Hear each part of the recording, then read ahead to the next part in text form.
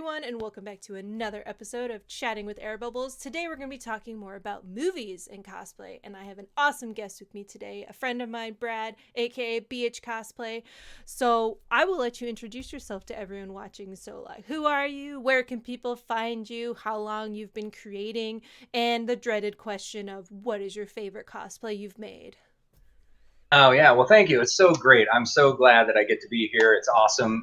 This is the only way I get to connect with my cosplay friends now. This video. So the interview. I'm so glad that you asked me to do this. I'm stoked to be a part of it. So thank you so much. Yeah, my name is Brad Hallock, BH Cosplay. You can find me on the normal, Instagrams and the Facebooks and the Twitters. I'm an older guy, so I try to make the technology work for me. Most of the time, it does, but Facebook and Instagram are my two big ones. I also have a website, bhcosplay.com. I do some YouTube videos. You can find me on YouTube. Everything's under BH Cosplay. And I also have an Etsy store where I have a few things for sale, things like this silly t-shirt that I'm wearing, my Foam Smith t-shirt, and some other stuff. So, yeah, that's where you can find me. And thanks again for having me. Yeah, awesome. So how long have you been creating? So I am kind of a late bloomer. I didn't start cosplaying until 2014. So it's only been 6 years that I'm cosplaying, and I don't even know nowadays that 2020 even counts as a year for doing anything. So it's like I don't even count that, I guess, because it's just a garbage year, no cons, nothing. But yeah, so I started in 2014. A buddy of mine, Chuck, who is Goofy Kaka Cosplay. Yes, you heard me correct. Goofy Kaka Cosplay. He's like my Wikipedia of nerd. He is the guy that's like, what's that character? And he's like, oh, well, that character originally was from the comic book, and and I'm like, oh, okay, whoa, you've really overestimated my curiosity. But it's like he is a encyclopedia of knowledge, so he's been awesome. But he's the one who got me into cosplay, and I took that first step in, started putting cosplays together, put together something simple for Emerald City Comic Con 2014. That was my first one, and the bug bit me, and I've been doing it ever since. That's great. It's a good bug to be bit by, I personally think. Um, Indeed, yeah. so I'm personally partial to your Destiny cosplays as a big Destiny fan. So what was your favorite one you've ever created? So yeah, the Destiny was kind of a natural progression. I started out with my Jane Cobb, was my very first one. Then I built Vera, and then I transitioned to a Jane Cobb Gears of War mashup. Then I built my Destiny ones, like you saw. There were the Seahawks themed ones. I did a Hunter, a Titan, and a Warlock for my boys and myself. This last year, I just finished another Titan. It was a lot of fun to build. But if I have to pick a costume that was my or cosplay that's my favorite, it would definitely be hands down my Fifth Element police cosplay. Just it was a lot of fun. It was the first time I ever tried to make something screen accurate, and it was a blast. And of course, the reception. People seeing it and being like, "Oh my gosh, that's great!" And kind of when I think about cosplay, I like to do something unique. I don't want to do a cosplay that everybody else is doing. Kind of like to have something that stands out. So again, with the Destiny, why I did kind of a Seahawks theme because it's kind of a cool variation to that. And then just the Fifth Element police character was like I'd never seen one before, and I know why because the sewing was a nightmare. But it was just fun and a real challenge to try to do something that was screen accurate. Yeah, so that's actually a really great like leeway into the next question and kind of getting into the movie part of this is yeah, you make like very realistic movie characters. Like, I've been lucky to see the Fifth Element one up close, and it looks like you stepped out of the movie. And I know Oh, like when thank you. cosplay just started beginning, like people, I think I read an interview where someone went and saw the movie many times and would take notes so they could actually then go cosplay it. We obviously have more resources now, but like what are kind of your favorite ones when you're actually, seeing a movie and you're like, I need to make that. What do you use? I mean, you obviously don't just like sit and watch the movie and repeat. I mean, maybe you do, but what do you like to use? Well, and of course, it's one of my favorite movies. So, Fifth Element, I watch it probably 4 or 5 times a year, just anyway. Especially if I'm traveling, I'm on an airplane. It's like that's one of my go-to movies. It's always on my iPad. It's something I'm going to watch. And so So yeah, but what I ended up doing was, again, because it's a side character and there aren't a lot of images on the internet when I did searches, and so I ended up doing a lot of screen grabs. So I was able to, with my iPad, it's nice because you can take a picture of the when you click two buttons and it takes a photograph of whatever you have on your screen. And so I was able to do some snapshots. I paused the movie and then just do some screen grabs from my iPad, and that allowed me to really get a good look at all the details of the costume. But one of the things that was really surprising to me is that I noticed there were a few of the costumes. I found a few pictures online of costumes that were actually from the movie. And the crazy thing is that they didn't look the same as far as the color as the ones in the movie. So, they always do a lot of color correction in the movie, but the ones from like that were out of the movie looked like a shiny gray material.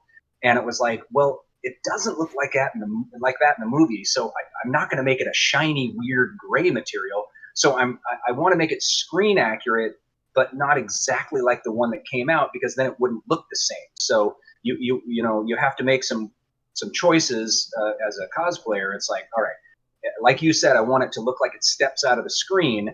And so by having to make some decisions on my color palette, obviously I wanted to use something more of a matte gray that kind of looks like what it is in the movie.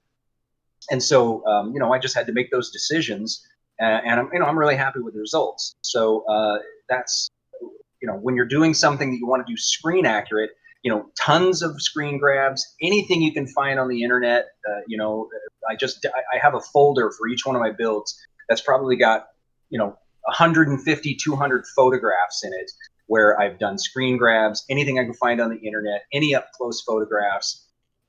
Just you got to do your research, because it's going to help you build that thing and make it as accurate as you can. Excellent. I definitely can understand that. I mean, not movie related, but I definitely took a million screenshots of Yolder from Destiny because she's only in one cutscene. Yeah, that was tough. That was like, okay, I got this much, and nope, and Yep. it's gone. She's gone now. So let this be a lesson. It's okay to do side characters in video games and movies. It's still awesome. Do it. Oh yeah, that's my favorite. And the thing is that and what was great about it is that, so Fifth Element, it's kind of got a cult following, but several of our friends, them, that's in our cosplay community, everybody started making like a different character from Fifth Element, and we got together in was it Portland? Yeah, so Rose City Comic Con last year, and the greatest thing about it was every single character from all of us, they were all side characters. We didn't have a Corbin Dallas, we didn't have a Lilu, we didn't have a Ruby Rod. It was all side characters. So the Golden Menu Girls, Zorg's secretary or assistant, the Do You Want Some More Drink robot, the police characters, obviously, the flight attendants. It was like, this was the best. So it was like, this is the coolest thing. Not one main character from this movie, all side characters. And I was like, yes, that's it. We've reached the pinnacle of cosplay by not doing a main character. I love it. So speaking of the character, I know your gun has a really cool like feature where it shows like numbers and stuff on it. So I do love to talk about props a little. So can you and I know it's evolved. So can you talk a little bit Yeah. about the process of like how you built your gun from the movie? And then I know you're building one now too. So this is the gun that I made. This is actually a 3D print, and then I did a little bit of modification to it. I actually added some of the like components to it here, and then the big thing that I added is there's a switch here. It's got a 9-volt battery pack that goes in right here, and the switch, when it turns on, I get a light here, and then here is actually my digital display. So this was one of those things. This had a very specific size to it, and it was one of those where it was like total lucky Amazon find. This is a voltmeter, so it basically tells me how charged my 9-volt battery is, and the digital display was exactly the same size that I needed to go in the gun. So it was like total magic moment. I was like, this is the best. I don't have to change anything. And the cool part about it is that as the con goes on, my bullets get less just because my charge is getting lower. And so when this gets down to about like 35, 36, then I know, well, it's time to change my 9-volt battery. So that was my first real use of any type of electronics in a weapon. And of course, I had to mount everything on the inside, put it all together, make sure everything works, and then have a switch so it's easy to turn on and off. And then the 9-volt battery, I just made a little foam, a little piece of plastic that connects to a piece of foam. So then you got the housing. You can see my little 9-volt battery in there. So this just pops right in there and keeps it well hidden. So yeah, that was my first kind of electronic build for my for a prop gun. I mean, with a digital display, I should say. Yeah. That's so cool. I love it. And you're doing the same kind of technique in a newer gun, right? Right. Yeah. So I kind of upped the ante a little bit. So this is an M41A pulse rifle from the movie Aliens, another one of my all-time favorite movies. It's a good So movie. this is an actual. I started out with this. So this is a combination of some of my own design and also 3D print. But this is a full resin cast. So this is the very first one I've done that's a full resin cast of the gun. And as you can see, it takes a ton of resin. So it's a lot. This is all made with the smooth on Featherlight. So it's a little bit lighter, only weighs about maybe 4 pounds, 3, 4 pounds. So it's pretty light. But the big thing that I wanted to do is because I wanted to do something that maybe I could reproduce and sell on my Etsy page. And so I was like, but what would be really cool is to have a digital display that actually lit up. So I ended up buying, again, I found the digital display that was almost exactly the size that I needed. But this one is just, it's on a circuit board. And I built this kind of self-contained unit. So it has a 3-volt watch battery and then all the electronics in it. And then I made these 2 metallic contacts on the side. And then there is a metallic contact inside the housing here. So this can come out. But then what happens is when I slide it in, it actually turns on. That's so cool. So it's like this self-contained unit, and it shows 99. And so it basically, I actually did a video on my YouTube page that talked about how I did all the wiring for this and how I got it all set up. Obviously, we don't have enough time to go into that here. But yeah, it was a really fun project. It was like, it's one of those where it's like I like to challenge myself. So it was a stretch out thing for me to learn and to teach myself some new things about wiring. I basically had to figure out the all the wiring paths that I needed to do for each. It's like a 10-pin digital display, so I had to figure out where the positive wires went to, the neutral wires. And so it was fun. It took me a while to figure it out, but then it's once you map those out, it was well worth it. So yeah, it was a really fun project to do, and hopefully I get off my butt and make a few more of these, because right now I haven't been doing a lot of cosplay building with all the craziness that's going on. I feel like a lot of people can relate. Yeah.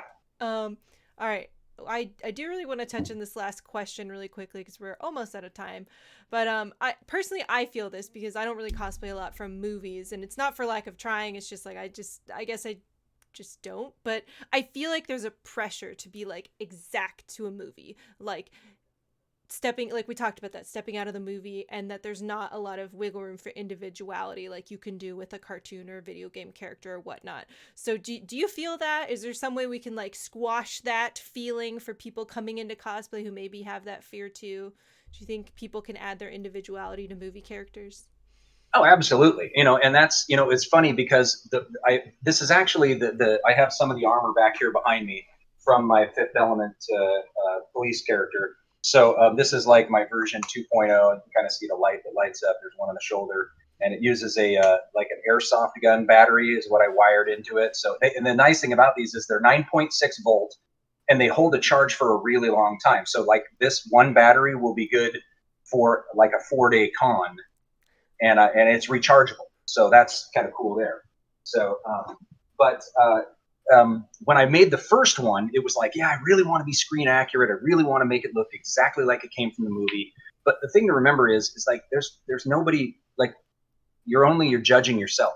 So when people are like, well, I want it, if that's what you want, if you want it to be perfectly screen accurate, then by all means do that. But my good buddy Murray, who was with Foam Friction Studios, after I made my first one, he's like, I really want to do one too, but I don't want to step on your toes. I'm like, dude, it's cosplay. You want to make one, do it. He's like, well, let's make one together. So we made version 2.0, and we took a little bit more creative license with it. We added a few things that we thought would look cool.